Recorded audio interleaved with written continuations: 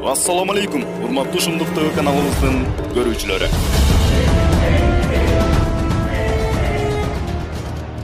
Күндөрдүн биринде Тамумуддари аттуу бир киши сүйүктүү пайгамбарыбызга шашалактап чургап келип мындай деди.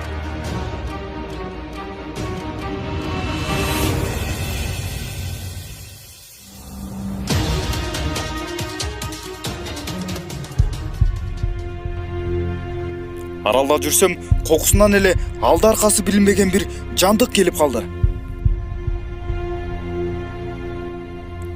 Анын алды каяк, аркасы каяк экенин билинбегенин себеби анын денесинин баарын жум басып калган экен.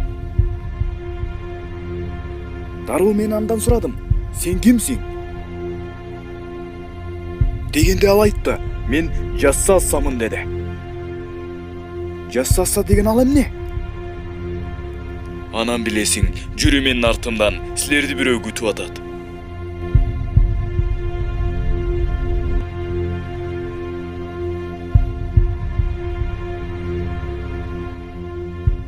Ошентип ал бизди ээрчитип токойдун арасына алып барды. Ал токойго кирип барсак эле, чынжыр менен чырмалып байланган бир чоң жандык бар экен. Анын кандай жандык же адам экенин билбейсиң. Аңгыча эле ал бизден мындай деп сурады: "Силер каяктан келдиңер?" Дегенде Тамумуддари айтты: "Бизди мына бул Жассаса жолдон чыга калып, мына бул жерге ээрчитип келди. А сен кимсиң?" "Менин ким экеним тууралуу кабарды азыр аласыңар. А дегенде силер мага кабар бергиле. Силер кимсиңер?" Дегенде Тамумуддари айтты: "Биз араптардан келаттык эле. Соода сатык менен алектенип, толкундан бул жерден өтө албай такалып мына ушул жерге туш болуп калдык эле. Кокусунан эле бул жандык чыга калып, мына бул жерге ээрчитип келди."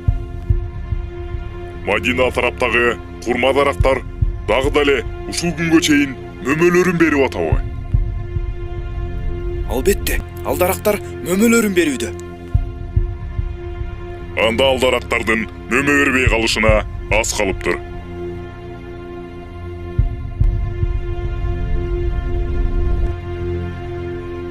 Өлүк деңизи тууралуу мага кабар бергилечи. Өлүк деңиздин эмнеси тууралуу айталы? Азыр ал деңиздин суусу азбы же көппү? Ал деңиздин суусу азыр көп. Адамдар дагы ал суудан пайдаланып келишет. Ал деңиз барган сайын азайып, акырында соолуп калат.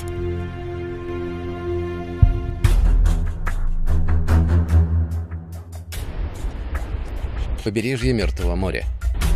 Ученые говорят, что этот водоем медленно мелеет, приблизительно на 1 метр в год.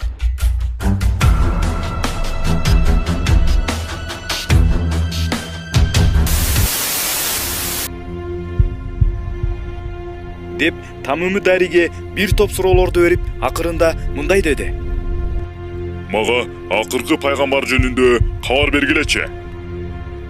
Мусулмандарда акыркы Мухаммед деген пайгамбар чыккан. Ким ошол пайгамбарды ээрчиген болсо, ошого жакшылык болсун. Демек, менин чыгышыма дагы аз калган экен. Аз калган экен. Аз калган экен. Аз калган экен. Аз калган экен.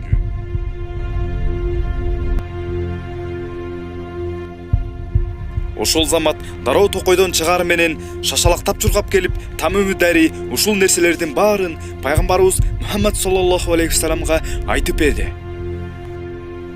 "Сен чын эле пайгамбар экениңе эми ишендим. Ошол токойдогу жандык сен жөнүндө сурады." Деп ал ошол замат ыйман келтирип жиберди. Себеби Тамумуддари еврей улутундагы христиан кишилерден болгон. Ошентип Тамумуддари төкпөй чачпай баарысын сүйүктүү пайгамбарыбыз Мухаммад саллаллаху алейхи вассаламга айтып берери менен, сүйүктүү пайгамбарыбыз Мухаммад саллаллаху алейхи вассалам дароо Билалга азан айттырат.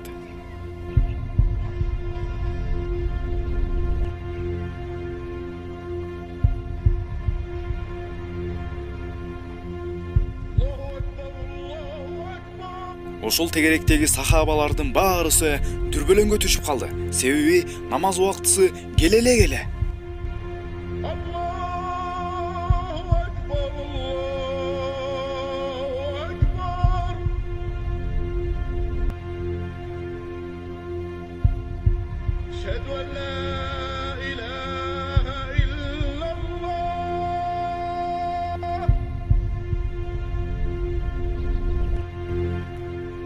Бул учурда азан айтылбаш керек эле. Эмне болуп кетти экен деп чоочулашып, ошол жердеги мечитке баарысы чогулуп келишти.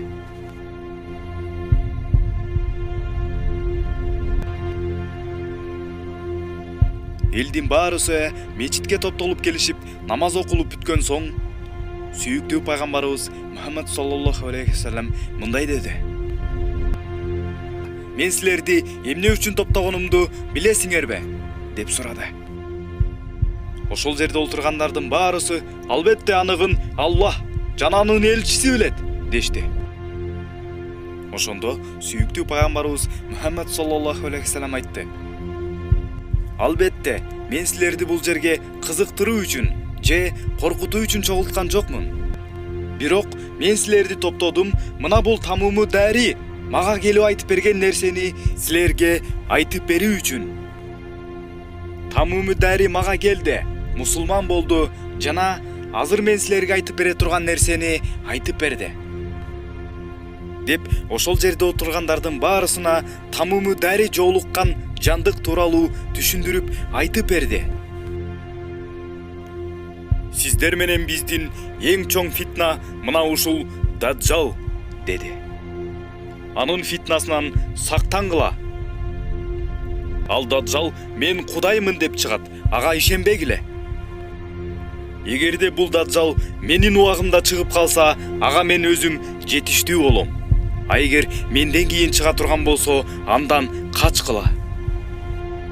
Анын бир эле көзү болот, экинчи көзү көрбөйт. Жана чекесинде кафир деген жазуусу бар.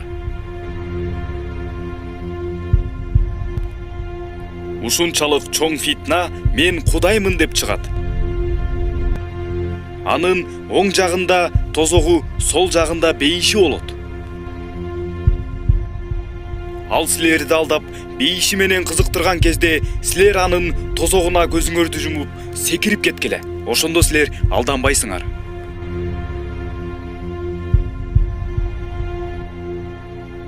Ал мен Кудаймын, мага ишенгиле деп чыгат. А эгерде баш тартсаңар, мына силердин ата-бабаларыңар дагы ишенген эмес деп тозогундагы ата-бабаларыңарды көрсөтөт. Алар дагы ишенбегени үчүн мына тозокто жатышат деп көргөзөт. Мына ушундай ыкмалар менен ал өзүн Кудай деңгээлинде көрсөтмүш болуп, ушунчалык катуу алдайт.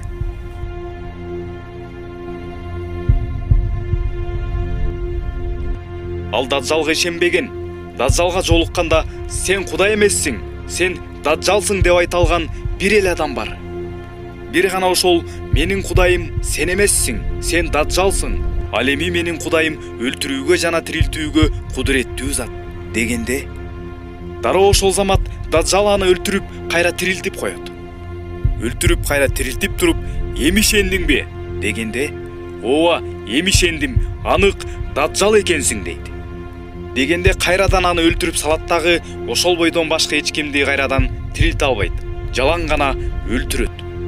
Мына сен Кудай эмессиң, сен Даджалсың деген бир гана ошол адам болот. Дегенде ошол жерде олтурган сахабалардын баарысы ким ошентип айта алат болду экен деп Умарды карап калышат. Айтса бир ушул Умар гана айта алат. Демек жакында Даджал чыгарын ас кылган экен деп ойлоп калышат. Ошол кезде Умар разияллаху анху айтат: "Эй Алланын элчиси, мага уруксат бер. Мен аны таап өлтүрөйүн" дегенде, сүйүктүү пайгамбарыбыз Мухаммад саллаллаху алейхи вассалам айтат: "Анын өлтүрүүчүсү сен эмессиң. Акыйкатта аны өлтүрө турган бир гана Иса алейхиссалам экенин айтат." Иса алейхиссалам мына ошол Даджалдын доорунда түшө турганын айтат.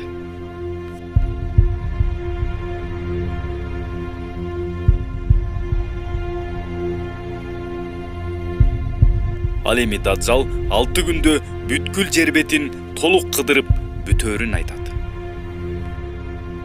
Бирок ал Мекке менен Мадинага кире албайт, анткени периштелер курчап турат.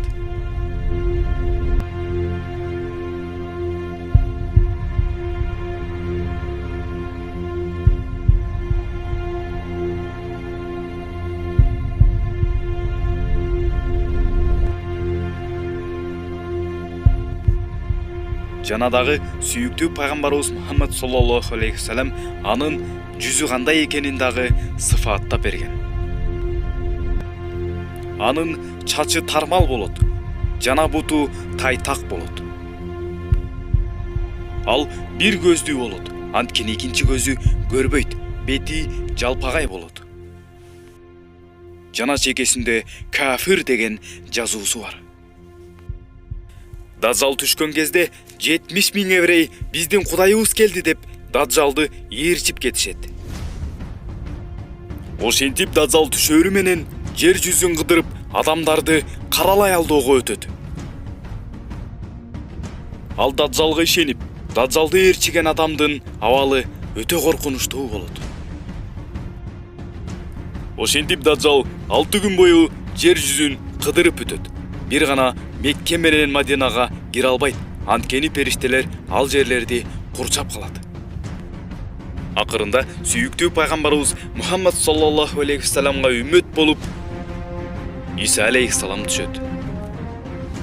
Сүйүктүү пайгамбарыбызга үммөт болуп Иса алейхиссалам түшүптүр дегенди укканда, Даджал жүрөгү титиреп, каяка жашынаарын билбей алаңдап кача баштайт. Себеби Даджал эч нерседен коркпойт. Бир гана корккону ушул Иса алейхиссалам эле. Анын жүрөгүнүн ушунан алган бир гана ушул Иса алейхиссалам болгон. Иса алейхиссалам түшүп, качып, алаңдап жүргөн Даджалды таап, аны ээрчип кеткен аскерлеринин көзүнчө Даджалдын башын кылыч менен кыя чаап өлтүрүп салат.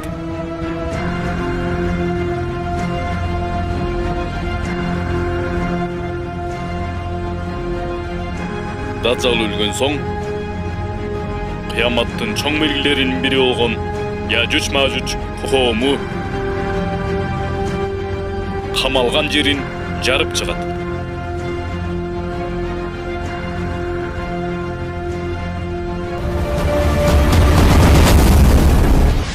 Видеону даярдаган Шындык ТВ каналы. Ал эми бул видеого лайк басып, каналга катталганыңыз үчүн сизге терең ыраазычылык.